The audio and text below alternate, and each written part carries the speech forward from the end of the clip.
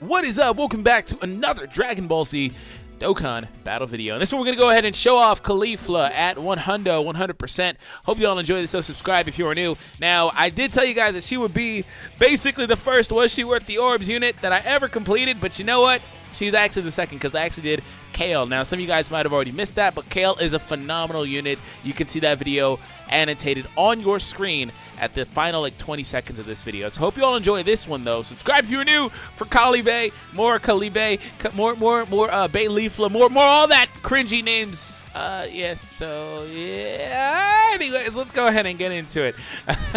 So, 100%. I don't think I'm going to call this Was She Worth the Orbs because I don't know. A lot of people, like, I don't know if it's just new people to the channel. They don't understand that's the name of the series. It's not really a question. Like, for example, I put out one for UI Goku, and it's like, oh, was he worth the orbs?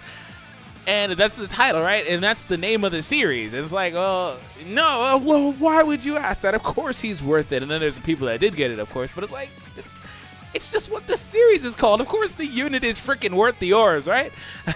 So I'm not going to call this Was She Worth the Orbs because I guess in some scenarios with units like this, it can be a little bit more not as obvious that the unit would be worth it. But nonetheless, she technically is the second Was She Worth the Orbs. But I don't know, I'm going to call it something else. But she's awesome. So anyways, maybe I won't change the title. Who knows? Anyways. 2 key and 70% HP attack and defense to all types whenever she is the leader. So awesome leader, one of the best overall rainbow leaders in the game. Just you can run whatever you want, whatever color. She doesn't have a restriction like the hero villains do. So whenever she launches a super attack, she gets a 30% defensive boost for 3 turns. Helps her out a lot because if she doesn't get a dodge, she doesn't tank super well, but that allows her to, naturally. And then, of course, the potential investment helps as well. Anyways, her only real change from her passive, there's a couple of them. She gets 90% on her attack now, which is awesome. And aside from that, she has a high chance to dodge and a medium chance to dodge and counter a super attack. Now, she can dodge without countering a super attack. She doesn't have to counter it if she dodges the super attack. So be aware of that. There are going to be times where that happens if you own this unit. And then on top of that, the counter was upgraded from an enormous modifier to a tremendous modifier. That is the strongest counter mechanic in the game. Not that she has that one only, but I mean Vegito's and Gogeta has that as well, as opposed to the enormous one. So let's go ahead and get into it. Hope you all enjoyed this, though. And by the way, I did choose to use her on this team primarily because of the fact that it's less flashy and there's a lot less units that will come in and, of course, steal spotlight from her. Also, I wanted to give Vegeta some love because we don't really use Vegeta a whole lot in videos anymore. Myself, anyway. Look at the double dodges, and also because this team had a lot of good support options for Super AGL. So hope you all enjoy this. Her first hit does 500k. She didn't get any critical, unfortunately, but it is what it is. Pan, yeah, you're not here to do anything, Pan. You're just here to just, you know, supply support. Technically, CAULIFLA would have been better in the second spot, but I did want to test her dodge ability. Okay, well, we know that SS4 Vegeta isn't going to take any damage there. All right, Vegito. So Vegito is going to finish off this probably with a counter, to be honest. Probably with a counter. Let's see if he does, though. If he gets a crit for sure. Oh, that's a crit. Yep. All right, it's over. It's done. All right, so round 2, and we'll have CAULIFLA back with double supports, I think. Oh, no, this is my SS4. So in this scenario, I will actually go ahead and let CAULIFLA get access to Super Saiyan. The one issue with the Kale, CAULIFLA, and Kefla units is that they don't freaking have attack links. Like, they only have key links, really. Like, they got Super Saiyan, of course, which Kale didn't even get that, but she got Berserker, but not that even. Nobody even uses that link. But I don't really mind Kale, because Kale is ridiculously good. She is one of the most damaging Transcendent URs in the game. She is freaking good. And we saw her almost hit for 900 there, CAULIFLA. But no, they didn't get any key links, or attack links, excuse me. They get Battlefield Diva, Universe 6, Tournament of Power, you know, Rebirth. And it's like, come on now. Kefla has Potara, or not Potara, excuse me, Power Bestowed by God, which is like, okay, sure. But, you know, it's not an attack link that is a good one. It's not a very big increase. So it's unfortunate that they didn't pick up Fierce Battle because these units would be so much better with that additional 15%. So, I don't know, something I want to float out there. A lot of times I don't mind units getting rebirth because it helps them, right? On a unit like LR Vegeta, right? LR Majin Vegeta, it's great for him because he wants the key. And, you know, a unit like LR SS3 Goku, it's great for him, but those are LR cards, right?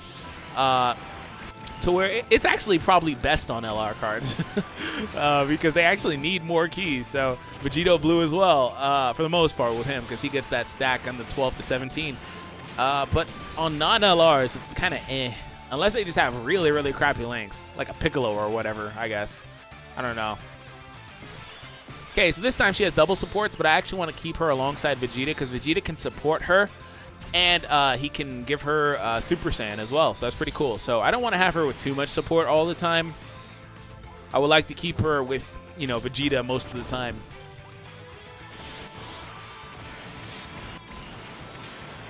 Okay, and Vegeta doesn't finish it, which is actually perfect. She's going to get a chance to finish it here. Almost 900k attack. And that's what she does against the SS4 boss. Thank you for the sub, bro. I appreciate you, man. That's pretty cool, though. That's what she does against the SS4 boss. And let's take on the SS4 Vegeta event now. I have to be careful because they'll mess around and, yeah, this is too powerful of a rotation. They'll mess around and beat the event this turn. Okay. I beat this this guy this turn, and I don't want them to do that. I want to actually see CAULIFLA against this phase.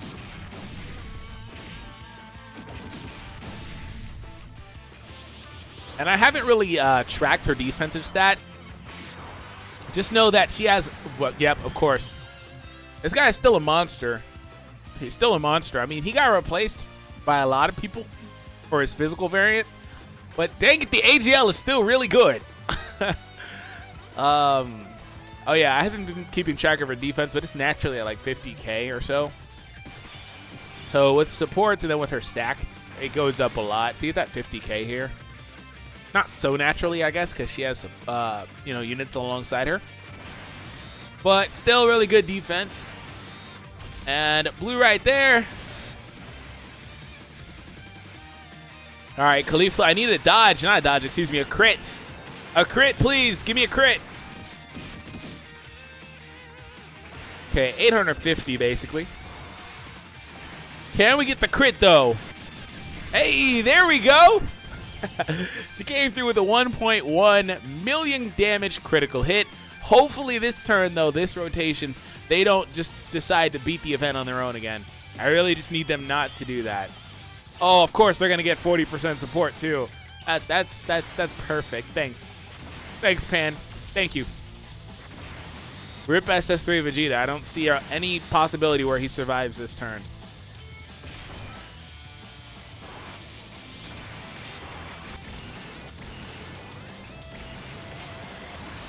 Yep.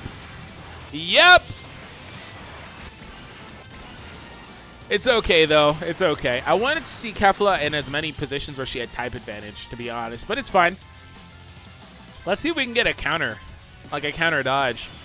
There's a lot of opportunity for that in the first slot, so maybe we will get lucky. I also do want to see if we get a Dokkan attack with her as well, but we might get lucky and again get the counter dodge because there's a lot of opportunity in the first slot because this man's attacking like 5 times. Dodge. No dodge. Actually, that's pretty good. She took double digits off of a no dodge. Okay, her defense will go up for the remainder of this turn, of course. Well, just for the next few turns. Come on, now Super B! Ah, at least she dodged so many hits, though. Watch him super the second slot. I wanted to see if she would counter it for me. He didn't even super attack at all. All right, then. I should have brought the Ghost Usher item then. I really should have got brought the Ghost Usher item for this reason. I didn't think this would be a thing. Gonna avoid the Dokkan attack. You know what? It's not so bad, though, if I move into the next event with the Dokkan attack on that first round from CAULIFLA. I would appreciate that, actually. Of course, there's a super, and of course, I'm not going to counter it. Yes. Yes. Thanks. Not really. I will take this final shine back. Oh, wow. They're not going to beat him this turn. I'll have to go through another another phase, another rotation. That's not too bad. I'll get the Dokkan attack with CAULIFLA. And we'll just kind of end it there as well, because I feel like we've kind of shown her off in a lot of different positions already. Pause. Mega pause. That didn't come out the way I wanted it to at all. Alright, we're going to go right there. And then finally, for the final attack from CAULIFLA, I wonder if he'll try to super her. Ah, he didn't. I didn't even see his avatar, his little freaking icon or whatever. Alright. There we go. All right. Owarida, it is time for the critical hit finale. Do it.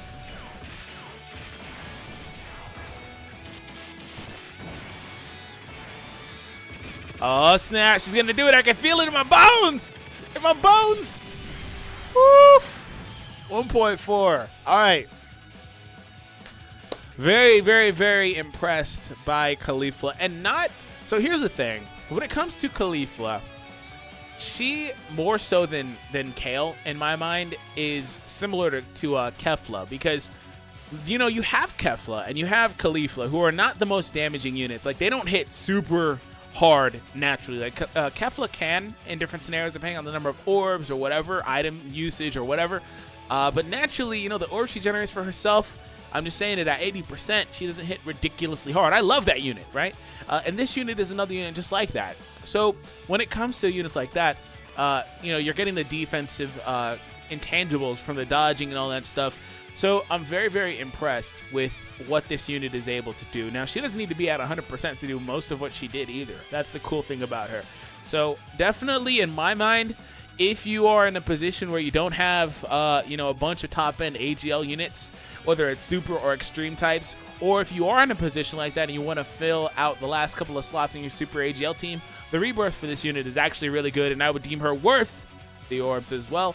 Anyways, hope you all enjoyed this. Subscribe if you're new for more content. I'll catch you guys in the next Dokkan Battle video. Take it easy, guys, and peace out.